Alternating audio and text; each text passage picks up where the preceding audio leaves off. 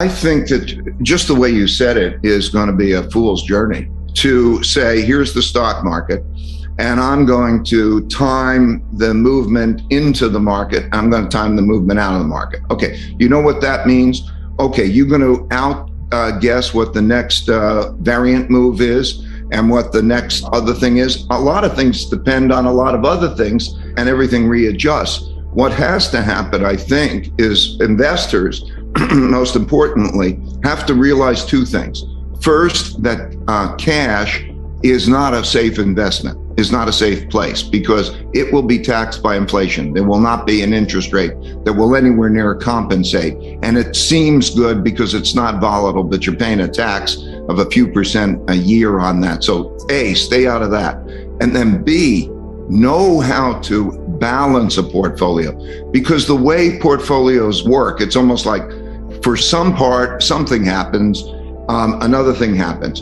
In other words, what you can see in the markets today is that, let's say when equities go down because growth expectations falter and there's a greater likelihood of easing, then you see the bond market go up. And when you see other markets, gold, watch the market action on every day, and you could see those relationships. Wealth is not destroyed as much as it is transferred. And if you know how to balance those investments, we do it in what we call an all-weather portfolio. But if you know how to balance those investments, that's the most important thing. Be in a safe, well-balanced portfolio. You can reduce your risk without reducing your return, and you will not market time this, because even if you were a great market timer, the things that are happening can change the world, so it changes what should be priced into the markets. Let's go back to sort of basics. For every individual, for every company, for every government, over a period of time, you have to earn more than you spend, and you have a balance sheet. There's an income statement and a balance sheet. When one becomes a reserve currency, others want to save in that, and that gives one the exorbitant privilege of being able to borrow in that and to create debt and money, because that's the thing. And it also gives us powers, like a lot of our sanctions come from the dollars being a reserve currency and so on. However, through history, it has always happened that currencies are devalued or destroyed. And in that cycle, when it becomes unattractive to own bonds or debt instruments in that currency, there's a supply-demand problem, because a bond is a promise to receive currency. So what you are is, when you own a bond, you're long a lot of currency because that's what they promise to give you, and they have the printing press. And then there are shifts that happen. Who is accounting for world trade? Right now, China counts a larger share of world trade than the United States, for example. So what we are doing is we are in a fiat monetary system in which we are running very large deficits that we are monetizing, and that those deficits produce bonds that have to be sold. When I look at the supply and demand for those bonds, I know who the buyers are. There are a limited number of really big buyers. And so I look at their portfolios and so on, calculate what that is. There's not going to be enough demand for those bonds, and there's going to be a need for more monetization of that debt.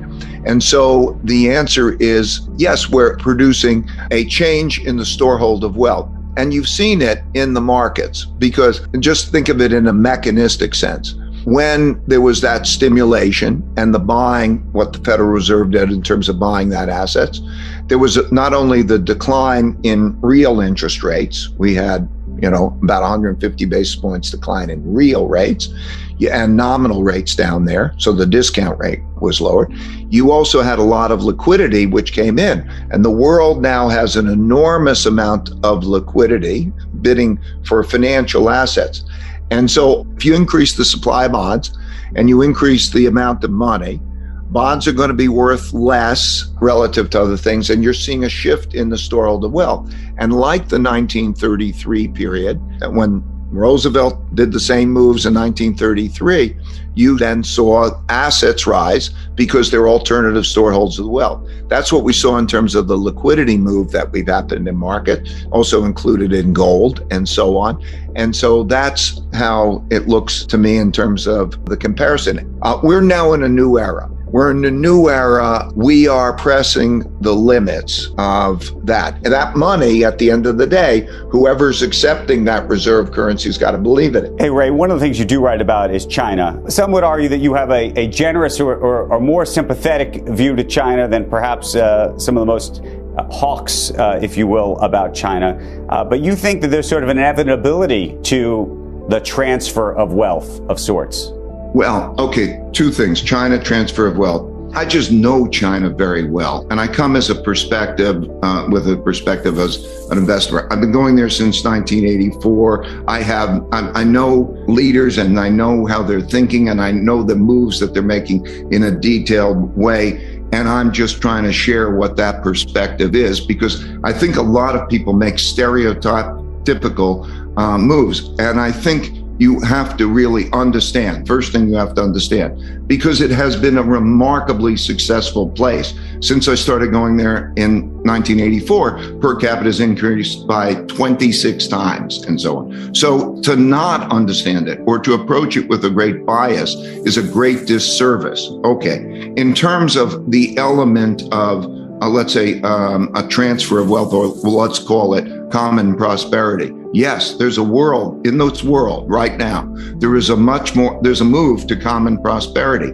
I think that that move, what does it mean at a technical level? That's not take your money away. But here, I would say what are called progressives here are much more left than what we would call progressives or whatever the Chinese policies are doing. But yes, worldwide, there has to be common prosperity, or let's call it broad prosperity. And the question is whether that's going to come about by productivity or not. It doesn't mean that you're going to have like a communism that's going to take all of that. There's going to be a lot of productivity in China. And so again, diversifying the portfolio. You look at the United States elsewhere, you have to diversify. And there are things that are going on. And also, let's just think about capital flows. China is becoming an effective place to invest money. Something like 40%, over 40% of the IPOs are going to be Chinese stocks on Chinese markets and so on. And capital flows work that way. And history has shown us that when there's an empire, an emerging empire, they build the financial markets, they build the financial system. So Amsterdam was the world's financial center during the empire when there was the Dutch guilder. London was the financial center in the British Empire. US, we had New York. And so we're seeing that merge. All of that changes the supply and the demand that is threatening to the reserve currency status. Just imagine it's a state, okay? The state of Connecticut, the state of Illinois, and so on. And you can't print the money. That means you either have to raise taxes or cut spending. And history has shown in these empires that causes great conflicts, because raising taxes and or cutting spending has been all through these empires. And I've studied, I don't know how many over a long period of time, the number one reason that you have civil wars. So yes, it's easy to say we have to earn more than we spend and so on. But in this environment, in this highly fragmented environment, how are we going to get there? What I decided to do, I was doing the research for myself in Bridgewater, because what I learned through my life is that all the surprises, the big surprises and mistakes I made whenever they occurred were things that didn't happen in my lifetime before, but happened before my lifetime. Like in 1971, I was clerking on the floor of the New York Stock Exchange. August 15th, I remember it very well. Nixon announces that money as we know it is not any longer going to exist, and people wouldn't accept dollars in Europe. And I went on the floor of the New York Stock Exchange, where I'm clerking, the next day. And I thought there was a crisis, and I thought the stock market was going to go down a lot, and the stock market went up a lot. And then I said, okay, well, why? And I studied history, and I studied devaluations, and I studied that the exact same thing happened on March 5th, 1933, with Roosevelt's move. And I understood when you devalue, you reflate, and it has this positive effect on that. So what's happened recently is that I've observed three big things that are going on that haven't happened in our lifetimes, and that they're big, big, big things. And so those three big things led me to want to study them in history. And they are what's going on with money and credit as you get zero interest rate, and everybody needs a lot more spending power. The production of a lot of debt that is monetized and directed by the central government to the places they want it to go because the capital markets won't get them there in that way. That phenomenon came loud and clear through COVID, but it existed before. And so that leads me to the supply and demand of money and credit. And I realize who gets it and who doesn't get it drives not only the markets, it drives our lives. So that's one. The second factor is the emergence of populism and the wealth gap. So when Donald Trump got elected, and there's a lot of populism around the world, that didn't used to happen in developed countries in the same way. And I decided to study the distribution, the deciles. So I took the bottom 60% of the population and I looked at those conditions and so on. And I realized that the wealth gap today is the largest since it was in the 30s. The monetary policy I'm talking about, last time that happened, zero interest rates, a lot of monetization, 1930 to 45 period. The wealth gap and the conflicts that we're doing, last time that happened, 1930 to 45 period. So that factor, we're at each other's throats. We have conflicts primarily over money and wealth, and that defines tax policy. So when we look into the new administration, whatever that may be, we're going to think about those policies. I needed to put that in perspective. And then the third is the rise of a great power to challenging an existing great power. The world order that we're in began in 1945. The United States won the war. Basically, it accounted for 50% of the world's economy, had 80% of the gold. Gold was money.